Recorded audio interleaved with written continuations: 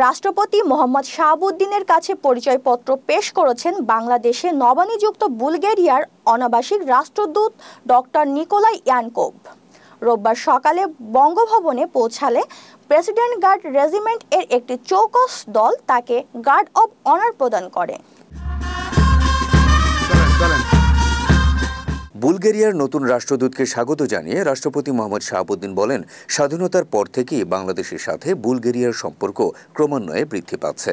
দুই দেশের মধ্যে সম্পর্ক উন্নয়নের পাশাপাশি সহযোগিতার নতুন নতুন ক্ষেত্র উন্মোচন করতে রাষ্ট্রপতি উচ্চ পর্যায়ের সফর বিনিময়ের ওপর জোর দেন।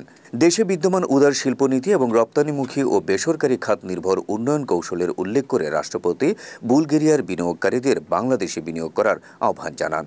সাক্ষাৎকালে বুলগেরিয়ার নতুন রাষ্ট্রদূত নিকোলাই ইয়ানকোভ বলেন, বাংলাদেশের সঙ্গে সম্পর্ক উন্নয়নে গুরুত্ব দেয় তার দেশ।